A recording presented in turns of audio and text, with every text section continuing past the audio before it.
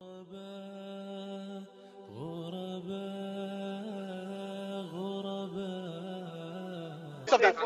No. Did you know the context of the verse you quoted? No. The Quran doesn't say that. The Quran doesn't say this is a revelation from God, but to fully understand it, you have to go and ask this guy in the park, because I haven't fully explained myself. What is that got to do with the Quran? Asking a guy in the park. I'll go to the next one. The Quran says, ask the people of knowledge if you don't know. Okay? So it does say that. In fact, you, Andy, I can tell you right now that maybe I've read certain verses from certain websites. Yes? Well, either yourself or certain websites without understanding the context. And I don't, look, many people make this mistake that they take things out of context and then try to interpret it themselves. Okay? Because I can assure you that the term mercy comes in the Quran more than the term that God punishes or God smites someone down. Okay? So the mercy of God is something far exceeds his punishment and his wrath. Now this is what the Quran has taught us. The Prophet Muhammad sallallahu alaihi wasallam, one of his titles is he's Rahmatul Alameen. He's a mercy to mankind. Yes? So if you look at the history of Prophet Muhammad sallallahu alaihi wasallam and his biography, you will come to the understanding that his most ardent enemies, yes, he forgave them.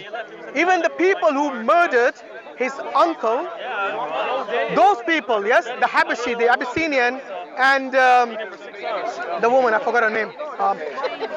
He forgave them, only he said, please don't come in front of me. That means he didn't want to see them because it reminded him of his uncle. Now this is something shows us from the life of the Prophet Muhammad sallallahu alaihi wasallam that he was merciful to his most hated, the enemies who hated him the most, and who basically killed his family.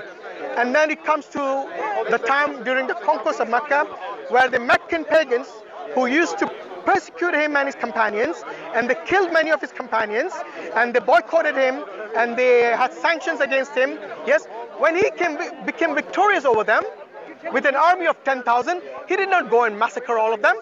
No, he forgave them. This shows us that the Prophet Muhammad sallallahu alaihi wasallam and Allah subhanahu wa ta'ala gives everyone and shows everyone their mercy, and only as a last resort, yes, those people are then punished. Or even after that, they are not even punished in this world, they are punished in the hereafter, for sure. And this is what I'm saying. If the test was unfair, then surely on the day of judgment, Andy will stand in front of God and you will have to explain, why did you feel the test was unfair? You know, maybe you don't believe in the life after death now. Yes, but one day... Just go talk as much as you do. No, look, I gave you ample opportunities to tell me why the test was unfair. I gave you many reasons, and you didn't really answer my reasons. I did. You just said... I did. In fact, every single point you raised, I refuted that, and I did respond to it. Only in your head. Okay, tell me one point that I did not answer to. Go on. Give me one point you made that I did not give answer to. I don't want to bore people by going all the way back to the very first one, accident of birth. Did not I respond to that? What you said is that people can change their religion. And I said, yes, that's true, but generally speaking, people will continue in the religion that they're born in. No, but I did respond to that. You responded. So for you to say I did not respond is not fair. Respond, refute. Well, if you say you responded, that's fine. Okay, because that point, wait. You're trying to edit. That point wasn't worth refuting, so I responded to it. There are certain points which you raised, like for example, where you said that God wailed someone. Okay, I refuted that from the context. You can keep shaking your head, but for a person who hasn't read the Quran in the context, the verse in the context, okay. If you've read the Quran, the thing you know about it is that it should be separate from the context. It's the word of God. It doesn't need... Why does it need to be separate from the context? It doesn't need editing. Also, you make up the rules what should be, how the Quran should be revealed. Wow. No, it says that in the Quran in many places. What does it say? It says like there's specific rules and there's general rules. And some people try and use the general rules to define the specific rules. But really, I want you just to follow the specifics. This is a book in plain verse. He says that many, many times throughout the Quran. This is, you're just to follow this. You're not to add to anything to it. You're not to take anything away from it. Whoa. So, you see, you're talking about two different things. One is the laws that God has prescribed. Yes. The other is the Quran itself. So the Quran is the one... The Quran is the laws of God. Exactly.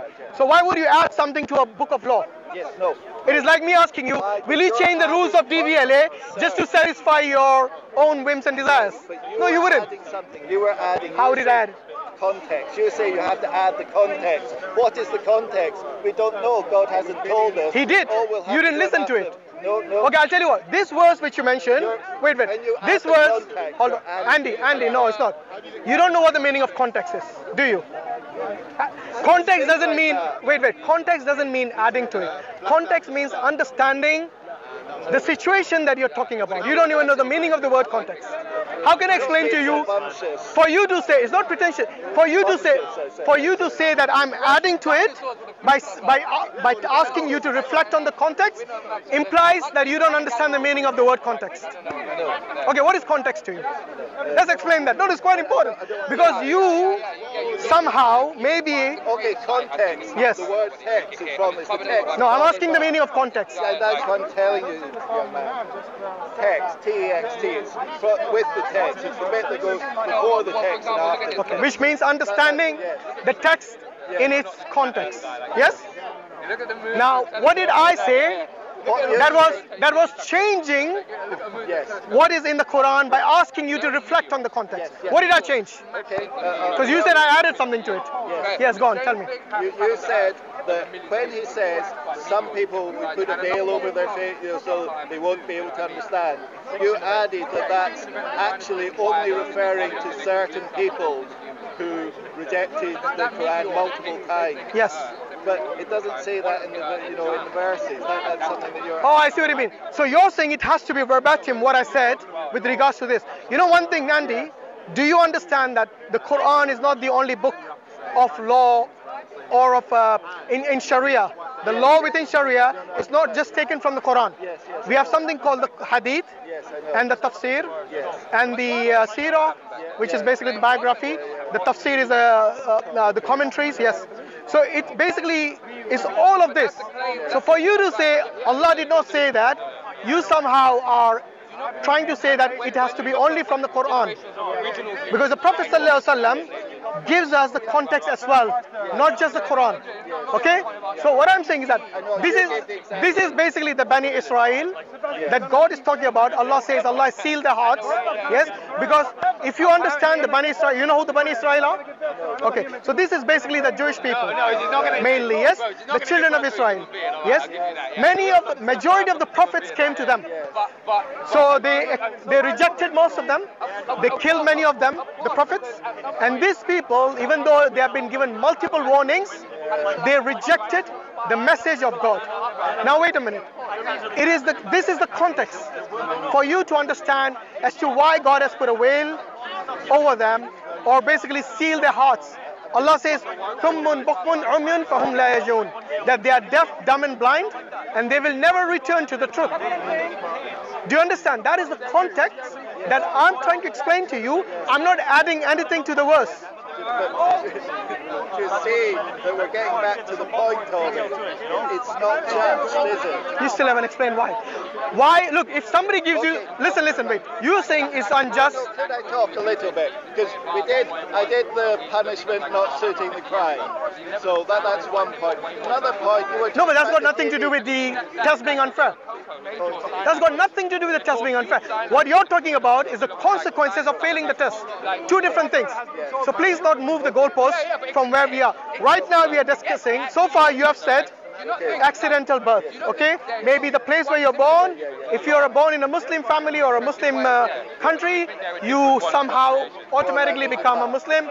I agree with that. I've already discussed that with you. I said yes, generally that is the case. But then many of them, when they grow up, they reflect on what they believe and they either stick to the religion or they don't.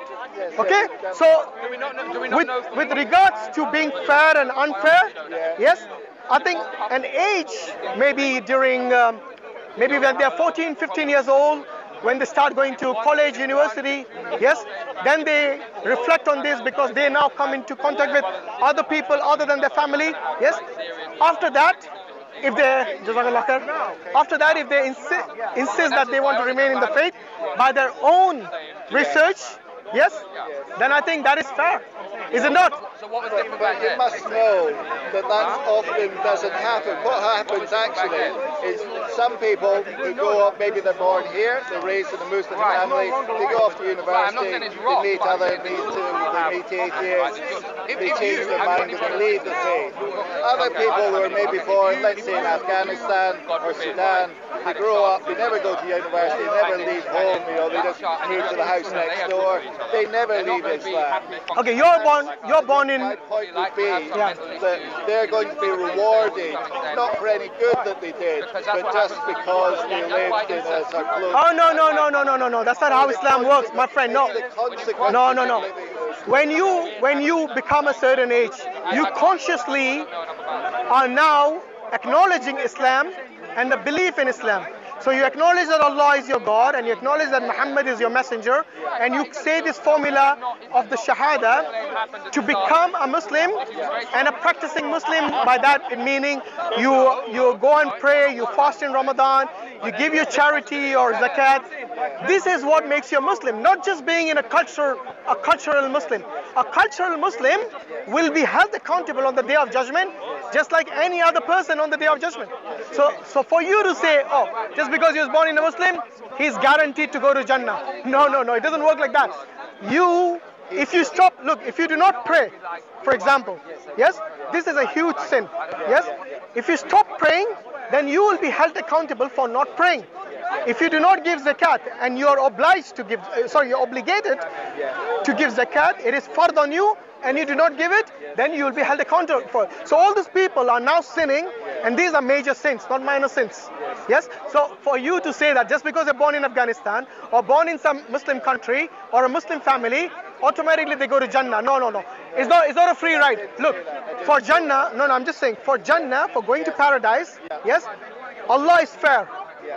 Whom He puts in Jannah, in paradise or in hell, Allah is fair in both cases. Yes? So for you just being born and being a cultural Muslim doesn't automatically guarantee you paradise. Yes? I do see the point you're making. Good. So All now I'm really saying is people, they're going to be judged on their behavior, and your behavior is heavily influenced by the culture that you live in. Actually, no, not necessarily.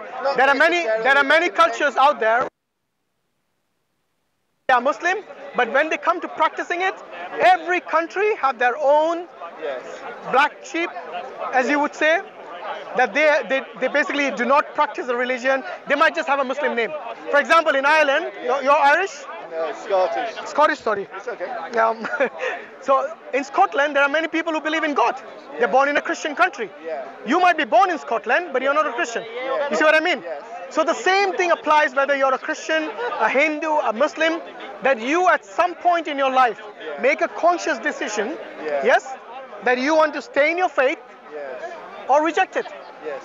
Now, how is God unfair? I mean, we're going right. No, to be honest with you, your response as to why the test that God has given every human being with intellect, with a mind, and with the open-mindedness and with the opportunities, this test, I still don't see why God is unfair. Okay, I think we should move beyond this accidental birth. What is the other reason? Go on. I quite agree. Yeah, what's the other reason? The other things, like why test them in the first place? Because the test seems to be the really crucial thing, is it's the believing or not believing. If it would make sense to me and many atheists, if the test was, were you a good person, were you kind, if all your good deeds were rewarded and all your bad deeds were punished, that would make sense to many people. Who decides that? But God would decide that. So it's still a test, right? Yes, that's right. So you're still asking for a test? No, I'm just saying that would be, I'm going to say, a fair test. The test that we have is all basically, do you believe or do you not believe? No, for you to say, that's the most important wait, thing. for you to say who does good to be rewarded and who does bad to be rewarded. So this good and bad are subjective. Do you agree? Yes. Well, maybe not to God, but yeah. No, to God as well. I mean, sorry, not subjective to God. I see what you mean. But you see, in the eyes of God, not believing in Him as and acknowledging Him as God is the biggest sin. Yes. I mean, so by your principle, God is still punishing the one who's sinning. Yes. I mean, so how is it unfair? I mean, another, why would he test people at all? Why? Yes. Well, what's the object of the test? Like with the DVLA, you want to make sure that everyone can drive a car before they get their license, Yes. or else they call license. Yes. But in God's test, you live your whole life. Everyone gets a license to live. No, that's not how you know what I mean. Yeah, I know what you mean. So, but you see, what's the point of the we test? don't live in a world. We don't live in a world where there is anarchy. There has to be rules and regulations for everything. Yeah. Every system has rules and regulations. Yes. And this is exactly what the test is. But it's not. You see, if the test was, if God punished people while they were alive for doing bad things, they would do less bad things, and the world would be better. You know, but he doesn't. If God did that, terrible things. Hitler lived a long life. Andy, if God punished you for every single sin you committed, do you really think you'd be alive? I might have a sore back, but you know, it just shows that God is merciful for not testing us for every sin that we commit. The fact that we are not punished for every sin we commit, and at every step we would be committing sins. You know what I mean? Being human, it is in our nature to seek what is sometimes forbidden. Yeah, forbidden, and what is evil. Like, for example, many people, if they were given the chance, yes, they would commit sins. For example, I think there were certain tests done by where they would actually see if the people would commit something like theft or steal something if nobody's watching them. Yes? And they would, because they got nothing to lose. You see, they said I got everything to gain and nothing to lose. So in that circumstance, they would commit sins. Now imagine a world without God, where God would not hold you accountable, and every person was allowed to do whatever they want without a test, as you would say. Yes? Or in fact, the test that you're asking for is even more strict than the one that God has already put into place. Because you're basically saying that why does God not punish us as soon as we commit a sin? Isn't it? Yes. Imagine your life from the day that you became conscious of what is good and bad until today. Yes? How many bad things that you have done? Imagine if God punished you for every single one of them. Trust me, you wouldn't be alive today. Do you agree? No, because you don't. Because the punishment, to be just, would have to fit the crime. So So what would be the crime for? Let me ask you. Think of the bad things I've done recently. Nothing really. Let me ask you. What would be the punishment of theft? Say, for example, you saved a lot of money all your life. Yes. And you're going to deposit this money, in the bank, and somebody steals your life earning. What do you think should be the punishment for that person? That would be a severe punishment. What is? Give me an example. What is severe according to you? Oh, I don't know. Why not? Maybe cut a leg off or something. And that's exactly what the Quran says, you know. Thank you very much. And this is, you see, no, that's a different. No, it's not different, because you think theft is not something that is trivial. It is something, because many times when a person's belongings are stolen, they sometimes become mad. Yes, they basically they completely lose everything. They lose their family, they lose their loved ones, they lose their jobs, they lose many things. So even though for that person who stole that thing, maybe not be something massive or something big, but for the person who lost it is something quite massive. I mean, I'm quite agreeing with you there. But we've jumped from talking about this test. And my question was, what was the point of the test? No. It's not to make us behave better. It is actually. Well, it is. Because if God tells you... But here's the problem. If that was the point, if the point was to make us behave better, then God should intervene and punish us. No, that wouldn't be a test then. To a greater extent. That wouldn't be a test. I know, but... Imagine you got a 3-hour test, I know, but and your supervisor comes and intervenes every time whenever you answer a question wrong. Would that be much of a test? No, it wouldn't. But you're saying if your reason for the test is to improve behavior, no, I don't think that. I didn't say that is the only reason. I said, look, if a person knows that there is consequences to his actions, then surely that person is going to control his behavior to some extent. If there was no control at all, for example, I don't know if you're an atheist, agnostic. Atheist. So you as an atheist, yes, your moral ground is nothing. You make up your morals as you go along. So maybe you see that most of the people in the society today, yes, they feel that incest is wrong, so you say incest is wrong. But tomorrow, just like homosexuality was made legal in this country, when it was illegal before that, yes, then they will say, okay, now most of the society accepts incest, so now I find no problem or no issue with a father and son sleeping with each other if they love each other and they're grown enough to basically consent to that kind of relationship. So you're kind of following. But here's the thing, if the point of the test is, if the idea is that believing God will make you better, make society better, following Sharia, it doesn't seem to be working. No, I didn't say that was the reason. All right. I said this will stop you to a degree Yes. to committing a sin if the converse was true, i.e. if there was no check at all. No, look, just because you follow a religion, yes, that doesn't mean there were people in the religion who would not break the law. Yes, if everyone follows the religion to the letter, then trust me, there will be harmony in the world. But we don't live in Ethiopia. Yes, in fact, neither the Prophet ﷺ nor Allah subhanahu wa ta'ala expects everyone in the world to become a Muslim. Yes, because if that was the case, then Allah would actually give rise to another creation who would actually commit, who would be tested and who would commit this test, and Allah would test them that they would be committing wrong or right depending on that. So this is something that we are not expecting from the Almighty in our community. In our community, you will find all sorts of temptations. You'll find all sorts of people who would actually tempt you to do something wrong. And you would also find the converse of that there are people who are good, law-abiding, and they would tempt you to be good and law-abiding, yes, depending on which camp you will fall, yes, depending on which friends you have sometimes, depending on which form of education you receive, or what kind of ideology you follow. So all this is taken into consideration. And if anyone says that the test that God has given every human being is unfair, then I think they really will struggle to answer as to why it is unfair. Right, I think the exact opposite. How you can say this is a fair test, it doesn't make people better. It's not really aimed to make people better, because God could just make people better. The punishment doesn't seem to fit the crime. The likelihood of passing the test, sorry to go over it again. You're all over the place. It's very Andy, you're all over the place. I'm asking you not with regards to what happens as a consequence of failing the test. The test itself being unfair. Yes. That is a bit that you're not answering. Okay. You're answering everything else other than that. All right, sorry. I mean, another thing about the test is it seems to be kind of like a riddle. You know, How? like you look at the world and there's arguments for God, but like I say, they're quite weak.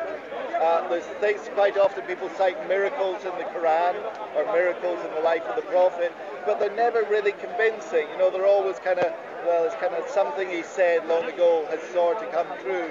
No. I don't think you're asked to believe in miracles, to believe in God. I don't think you're asked to do that. In fact, most of the Muslims today, and in fact most of the people today, most of the miracles that were performed by our prophets in the past, and those times have so the people who actually were witnessing the miracle, it is for them to believe or reject it. Because wait Andy, what I'm saying is that for you, no one is asking you to believe in the miracle. All I'm asking you is to ponder by yourself on the intellect that God has given us all. I've got a better answer maybe to your question. Why is it an unfair test? Let me try this. Go on. If you had some primary school children and you gave them a physics paper that they had to be tested on, that wouldn't be a fair test because it's beyond their ability. You know something? Let me ask you this question. Imagine the paper was already out. Yes? And you can easily find the answers to those questions. Yes. Would that be a fair test? No, that would be an unfair test because some would see the answer and some wouldn't, you know. Well, I wouldn't call it unfair. I would call this a test for you to answer sincerely, because not to just copy somebody else. Yes? But the thing is, you know what? Just to tell you that the test paper is already out. Yeah, I know. You know what? You heard of it? Yes. I read it. Yes. So Allah will. I mean, you will be asked 3 questions in your grave. Okay. Yes. Who is your Lord? Yes. You will be asked about the Prophet ﷺ and about your faith. What is your faith? So the thing is, the paper is already out. Now, whether you ask a primary school, or whether you ask a secondary school, or whether you ask a grown man like yourself and myself, yes, that is the question to this. Now, if you know the questions, yes. Here's another thing. Wait, Andy. If you know the questions already, it is for you to prepare for this test because the syllabus is already out. Now, this syllabus is for you now to understand and to accept it or to reject it. First and foremost, you as an atheist do not even believe in life after death. Okay? So for you to ask all these questions about the test being unfair, the consequences of all this, yes, should come secondary. Your first, I think your first question would be, does God exist? And if you believe God exists, tell me why He exists. That should be your first question. Because once you understand that, then these things should be your worry. But before you worry about these things as a consequence of the test and failing of the test and the fair test or unfair test, yes, why wouldn't you ask yourself that all this universe which exists today, do you think it just popped into existence one day? It's an old argument, but yes, according to scientists. Which scientist said it just popped into existence? The famous one is Lawrence Krauss. So Lawrence Krauss believes what? We came from nothing? Pretty much that. I think Steve Hawking believed that when he died. No. I don't think Steve Hawking believed we came from nothing. Don't forget that he's a human being and he could be wrong. No, wait. You know, Lawrence Krauss's nothing is actually something. Yes. You know what I mean? Yes. So his nothing is not nothing. Yes. I agree, but his nothing is a kind of eternal nothingness. Exactly. But what I'm saying is that his nothing is not nothing. It is actually something. Yes. Nothing in reality is a concept which is a concept, but it doesn't really exist. Nothing is a concept. Nothing is what? It is the absence of everything. So anything that you can imagine, anything that you can observe, anything that you can see, all this thing is not nothing. It is something. So what you can imagine, even if you imagine a flying spaghetti monster or something, that is still something. Is your imagination. Yes? Even in reality, it might not exist, but it's still an imagination. You see what I mean? I wouldn't call it nothing. Well, here's the problem. Okay. If you're going to count concepts as things that exist, then nothing exists because nothing is concept. Okay, what is nothing? Explain. No. If concept, see, it's whether you think concept. No, but nothing. Look. Nothing is not really a thought, is it? Nothing is for us to understand in order for us to communicate the difference between something and nothing. So nothing is, to me, correct me if I'm wrong, nothing to me is the absence of everything. Or the Do you agree? absence of something, Oh, no, absence of everything. Yes. Even something which you can think, even the absence of that. Yes. That means even your thought. Yes. So for me, nothing, for me, nothing doesn't include even thought. Yes, but Okay, because to me, thought is something. To me, thought is inspiration. To me, thought can be... But the spaghetti monster that doesn't exist in any way, shape, No, or form. what I think you misunderstood. Maybe I think you misunderstood what I meant by nothing. Because to me, nothing is the absence of everything, including thought. Right. Okay, you see what I mean? Okay, so using the concept, where that universe came, so using this concept, yes, do you think nothing can bring something of value, of material into existence? Yes. Yes? I don't think it did happen, but it could have done. So something can come from nothing. Yes. How? Nothing doesn't even exist. No. but If it happens, we could do it even now. Yeah, well, from this nothing, is, we could do something. Yeah, But this is the reason to think it doesn't happen, because as you look around, we don't see things popping into existence. No, that wasn't my. No. Well, this is my whole point. This is how I think about it. I'm not saying the universe did come from nothing, by the way. Oh, you don't? Okay, no. because that was my question actually. Right. Do you believe that we came from nothing? We meaning everything, including us and the universe. I'm just saying that a lot of intelligent physicists think that that's exactly what they do. No, I don't think so. I don't think any physicist would say we came from nothing. Because even people like Stephen Cross, even they believe that nothing they're talking about is actually something. Well, there would have to be the laws of physics. Whatever it is. Laws of physics themselves are not nothing. Yes. They are something. Okay. Okay? So now... That nothing would be a kind of eternal nothing. Do you know what I mean? No, nothing doesn't exist. Forget about eternal. Temporal or eternal doesn't apply.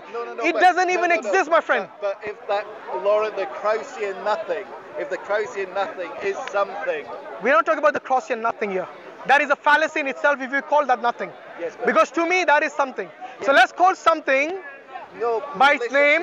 Listen to yourself, please. Yeah, go on. You're saying Krause's nothing is actually something. No, he called it nothing. If it's something. No. I'm saying he called it nothing. Yes? But because he was able to define it, yes, and extrapolate on it, it is something. Yes. Okay, but what is nothing? Look, imagine complete darkness, yes? Yes? Where nothing exists. Where there is no thought, no light, no material, no time, nothing at all. Can you imagine such a thing? Yes? It's kind of hard to perceive as an imperfect being. But, You don't even know what you're talking about. I know what you're talking about. What are we talking about? You were saying imagine absolute darkness without. No, we are talking about nothing. Huh? We're talking about nothing. Exactly. Not exactly. Well, here's the point. Okay. Well, nothing is What we usually do infinity, is, it's perfection. like, It's not if you took infinite. away all Yes, the it is. atoms No, and it's all the not. molecules, Prove me wrong. you'd have, you'd say, well, you still have empty nothing space, is perfect. and It's scientists very kind of think of hard to empty argue space as being, because, it we are can change finite shape and beings. things, so it's kind of... No, I'm saying it's nothing. Then if you take away all the space, No. I'm saying nothing. No space, no time, no light, no material, nothing. Anything that you can imagine, It's a transcendent. that is what that nothing is. Sorry, the converse of that is what the nothing is. Yes. But my point is, we don't know that something can appear It's like a from that transcendent nothing. Say again? We don't know. Sorry that guys, I can't something hear with could two be- conversations. Yes, if you guys want to discuss, if you don't mind, because the thing is I can't listen to two discussions at the same time. Yeah. Okay, we go on. don't know that nothing, that something couldn't just appear out of that nothing. If it was I the agree. nature of the something I agree to with you. appear. All And right. that is exactly my point. What I'm saying is the origin of this universe is not from nothing.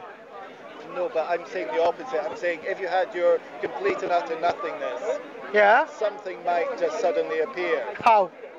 Because that's how things... If something doesn't exist even, Yes. can it give rise to something? Well, you're thinking that creation is always like a transitive verb, that A has to create B.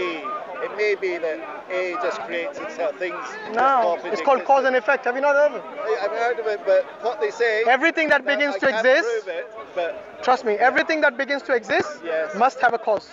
well... The universe, physicists- according to the physicists, began to exist because they say that we were like a singularity. Now there was a big bang, and everything. Then the physical laws and everything existing, the stars and every matter.